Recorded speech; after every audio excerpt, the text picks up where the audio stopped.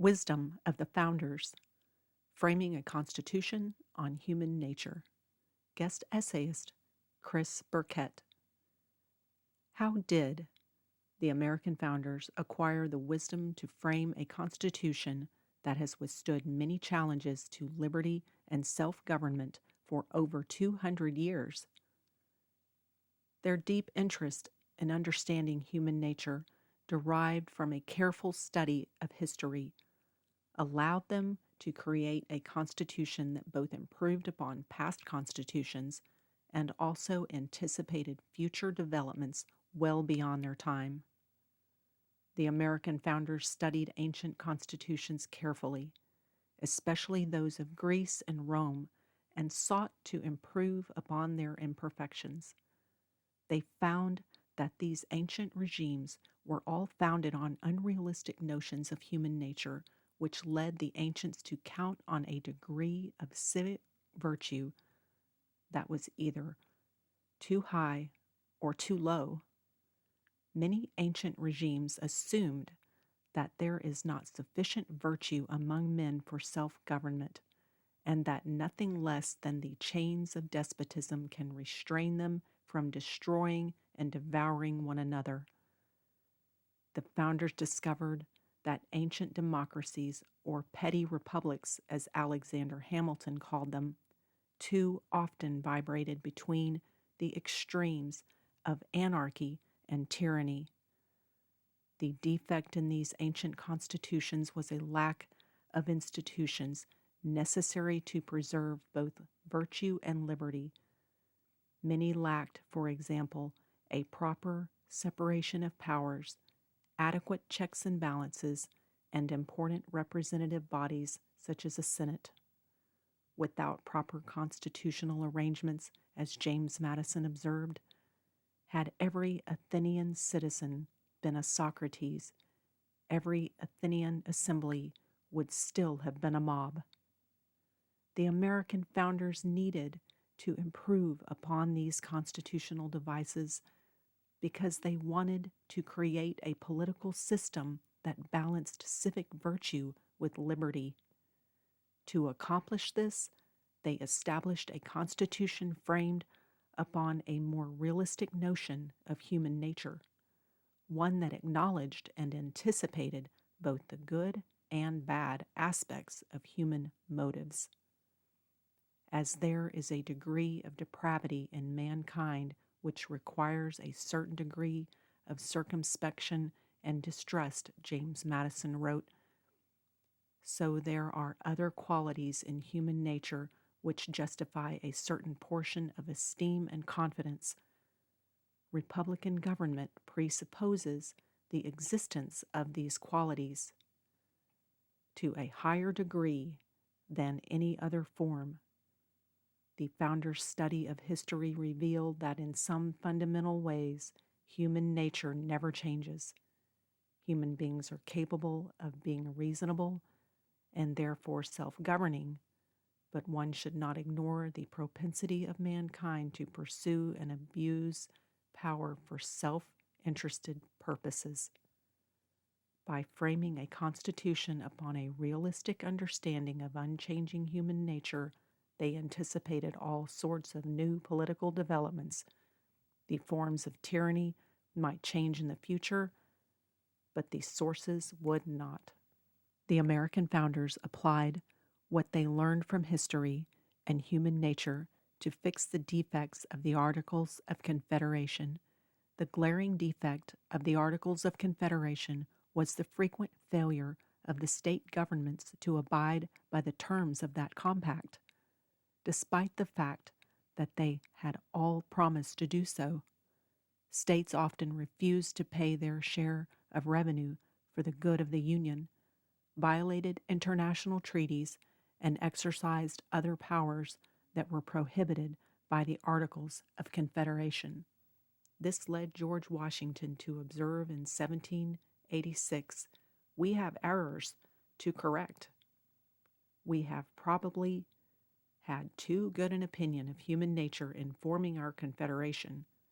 Experience has taught us that men will not adopt and carry into execution measures the best calculated for their own good without the intervention of coercive power. The proposed Constitution, created by the Federal Convention of 1787 to correct these errors, was then submitted to the public for ratification.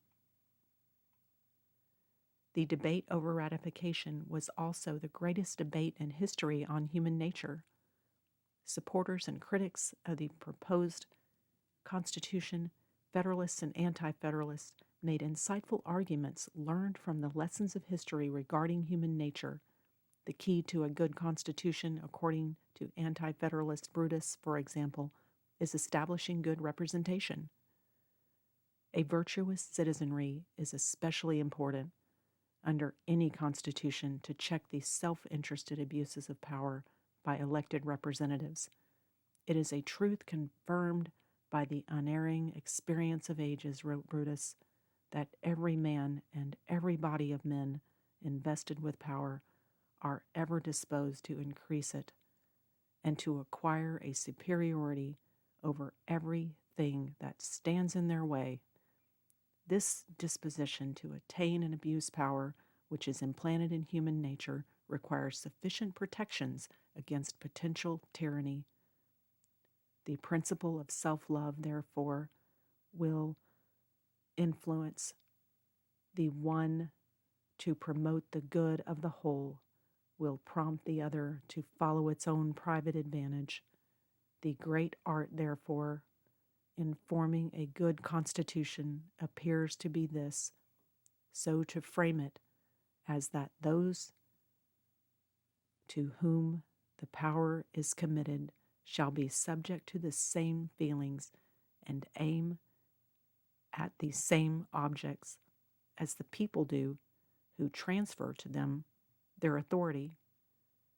There is no possible way to effect this but by an equal, full, and fair representation. This, therefore, is the great desideratum in politics.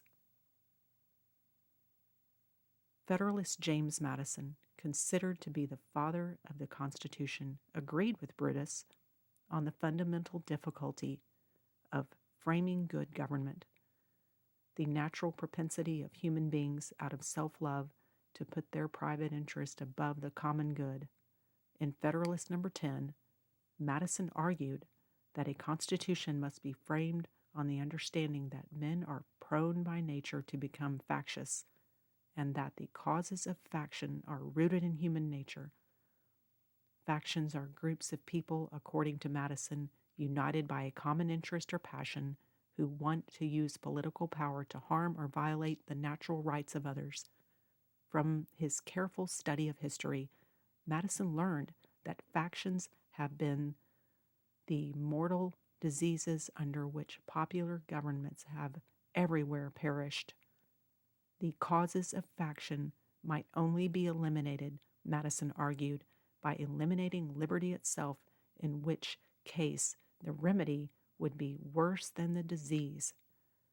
Rather than trying to eliminate the causes of faction, Madison's solution was to frame a constitution that acknowledged the likelihood of factions in politics and sought to control their dangerous effects through the means of properly separating power and providing sufficient checks and balances between the branches of government.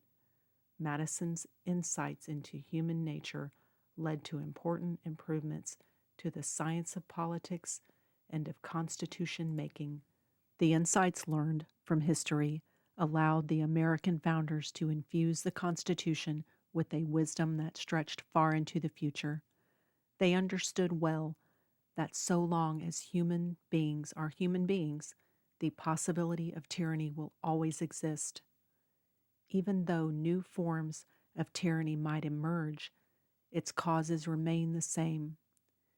Because its foundation rested on an understanding of unchanging human nature, the Constitution has proven remarkably adaptable and capable of dealing with new challenges to liberty and self-government for over 200 years.